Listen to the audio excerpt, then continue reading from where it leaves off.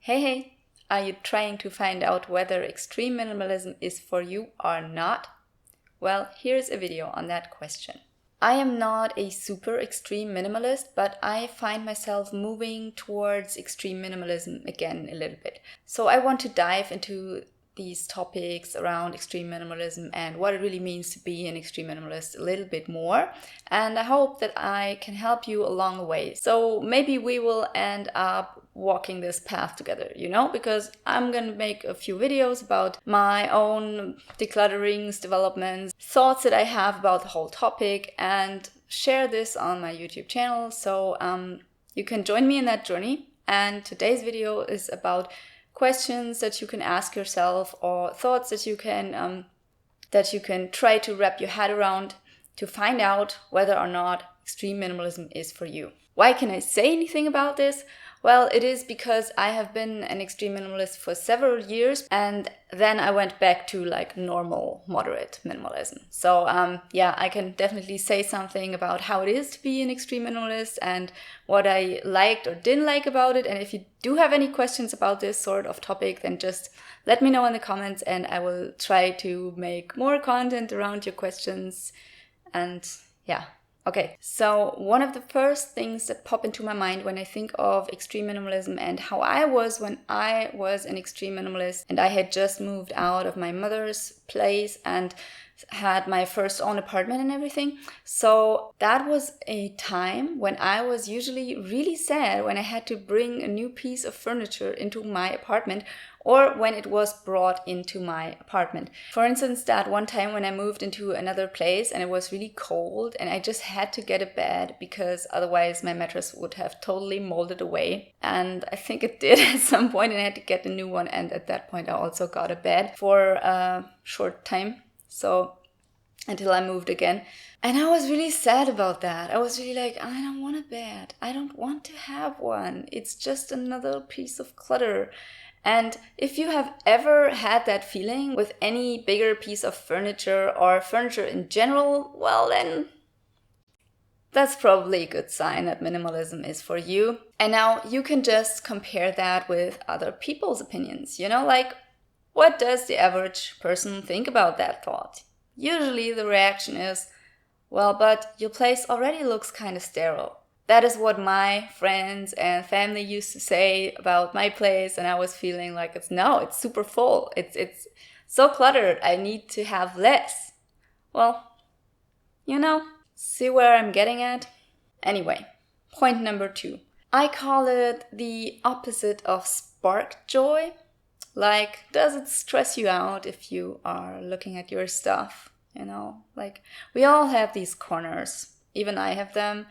But in general, if you look at things, for instance, in your kitchen, if you open a kitchen drawer, man, I know I brought this kitchen drawer analogy way too often by now. I gotta find another one. If you have a good analogy, please let me know in the comments what I should use and I will definitely try to implement it in the next or some other video.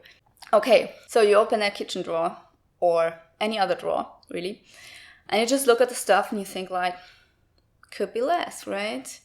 Doesn't make me happy to see all this. There you go. Third question is a good one.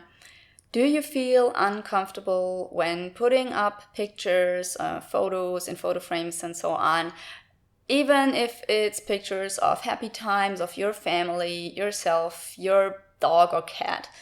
Does that feel uncomfortable for you? Does it feel weird to you? Because that's the way it is for me.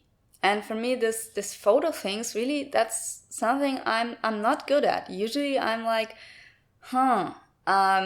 this is such a weird snapshot of my life. And my life is different every single day. I'm a different person tomorrow from what I am now. And it just feels so static.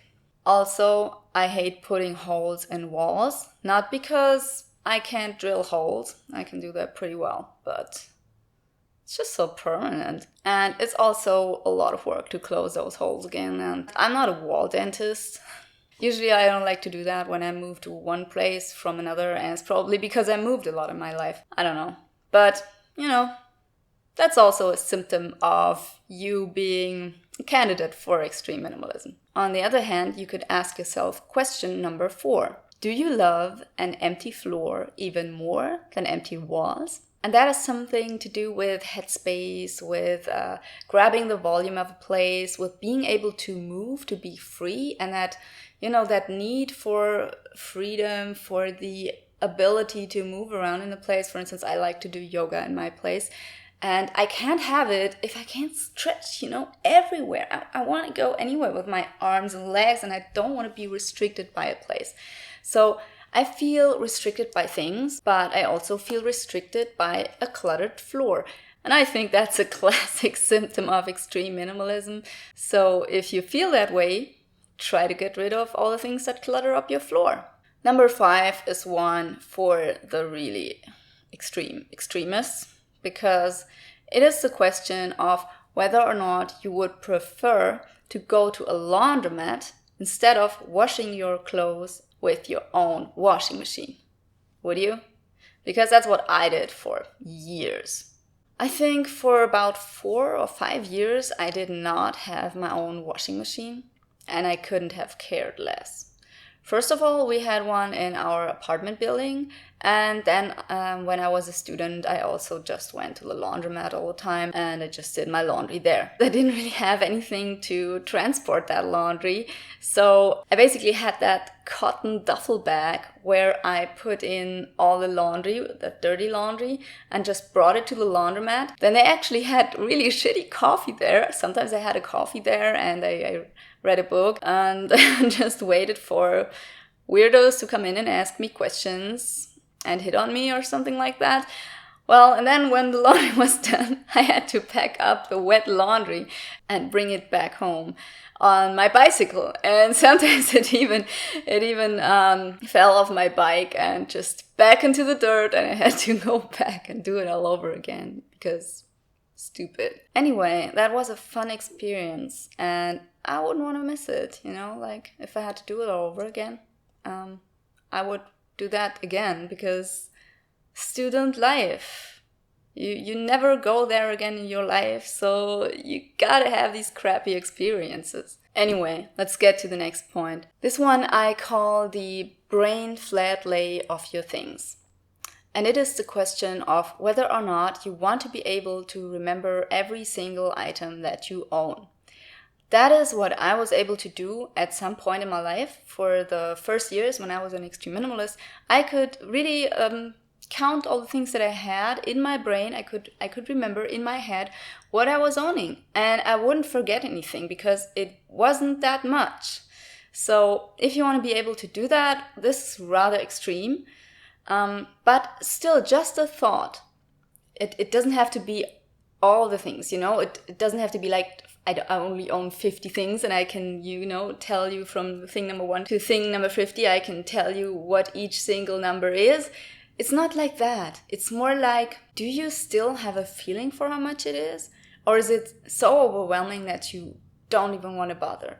And if you feel like you could count everything like one day, that's a good start.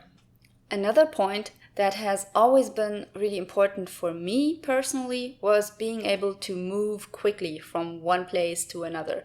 And what I wanted was to be able to carry all of my things from one place to another. And I did. Back when I lived in Nuremberg, which is a German city, I was moving from one place to another, and I carried most of my things from my old apartment to the new one.